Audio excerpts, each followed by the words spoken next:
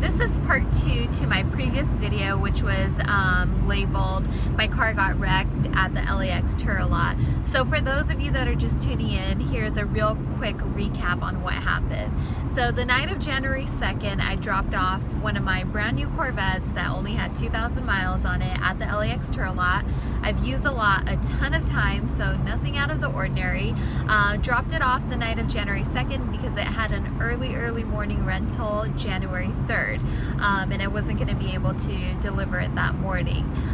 So dropped it off, everything was good, and I guess what had happened in the middle of the night was that I found out Turo shares their LAX valet lot with the nearby hotel's valet service, and they don't disclose this to their hosts. So in the middle of the night, one of the hotel's valet attendants actually was moving a car around 2 or 3 in the morning and actually crashed into my Corvette that was at the lot. So it was really crazy, and it was actually a really bad accident.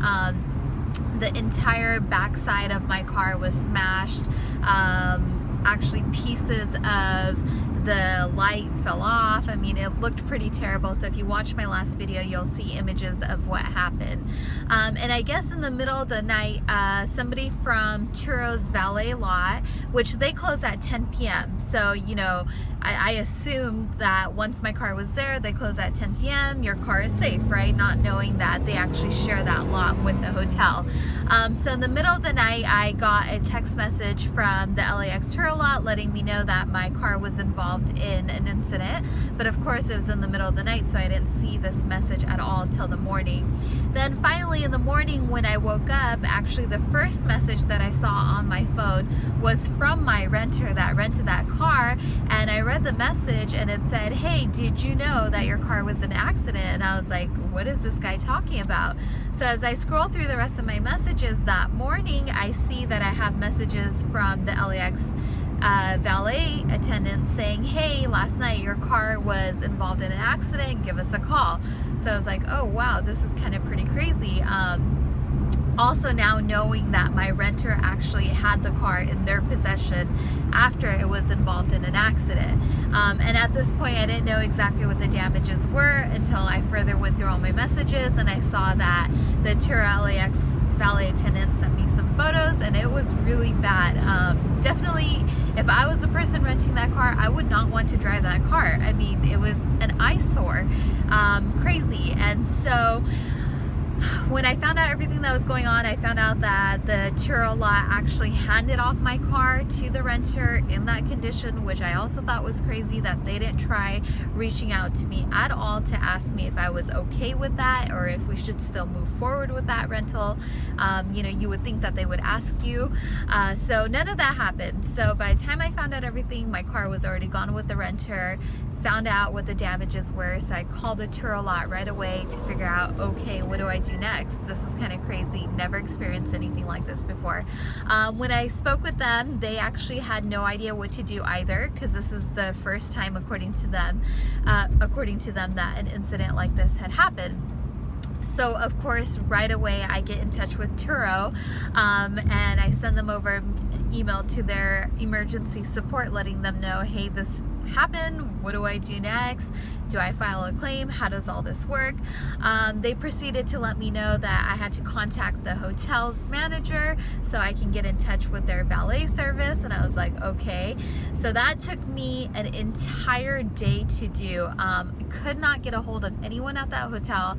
I probably called them like seriously at least 40 times to try to get a hold of the manager of the valet company that provides the service to the hotel. Could not get a hold of anyone. Finally, at end of day on January 3rd, the hotel got back to me and let me know, okay, you know, I need to get in touch with their insurance company. So it was just kind of like one thing after the other that I had to do. Meanwhile, I'm keeping Turo's support in the loop as well, you know, obviously expecting that I would get some support from their end since this happened on their lot.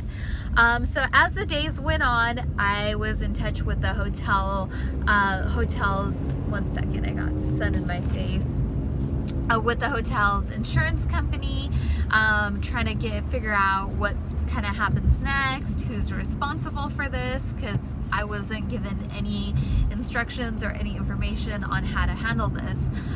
So finally got in touch with their insurance, the hotel valet services insurance. They said they would accept full liability for this, go ahead and proceed with the insurance claim. So meanwhile, I'm keeping Turo in the loop with this, assuming that they would provide some sort of support on this since it did happen on their lot. So long story short, it has now been, about 3.5 weeks since all this has happened. My car went into the shop. The valet's insurance company paid for the whole thing. It was a really long, dreadful process to deal with their insurance company, to get the claim filed, and to make sure that my car was going to a body shop that could work on a Corvette and that I felt comfortable with, especially since this was a brand new car. Still had dealer plates on it, so that really sucked. So it's just a whole ordeal, major pain in the ass that I had to deal with. And meanwhile, I've been in touch with Turo, hoping that they would take some responsibility.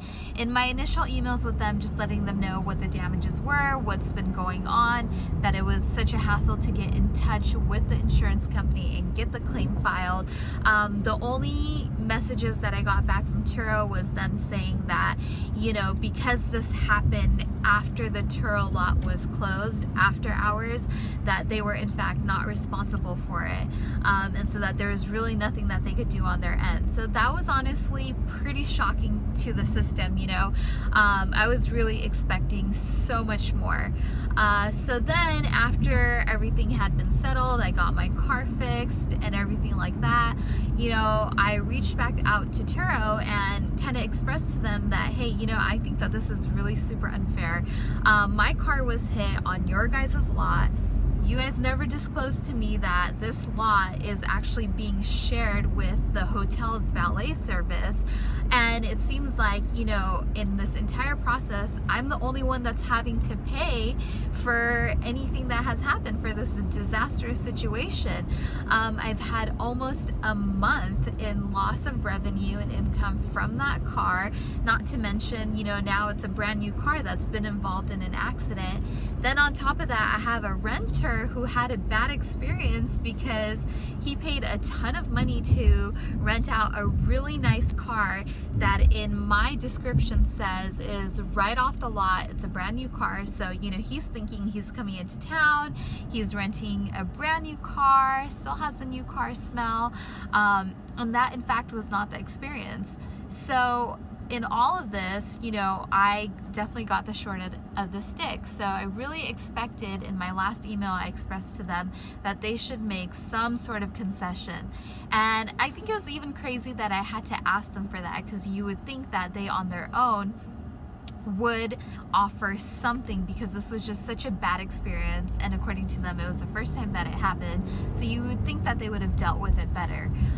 So in the end, the final resolution, the final email that I received from them was saying that, again, they reiterated that because it happened after hours, it was not their fault.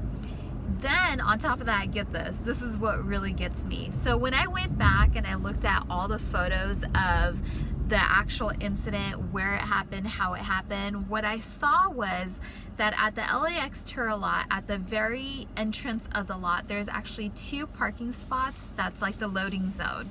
And that's the loading zone for people that are bringing in their cars and they're dropping them off and returning them back to the lot, right? So that's just where they check the car, people unload their stuff, they take photos, and then they actually generally move them into a parking spot.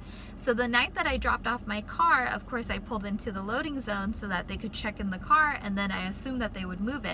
So they actually left the car in the loading zone when they closed the lot. And so I let Turo know, hey, if you go back and look at the photos, my car was left in the loading zone. Had it have been put back into an actual parking spot, it would have not been hit. So part of what they included in their final message was, yes, they found out after speaking with the lot that it was left in the loading zone, but that it was not an unfamiliar location for the valet drivers that come in and out of the lot. So that, you know, it was still their fault because the valet driver was the one that hit it, and it's not an unfamiliar, which is the word that they used that really got me, location for the valet drivers.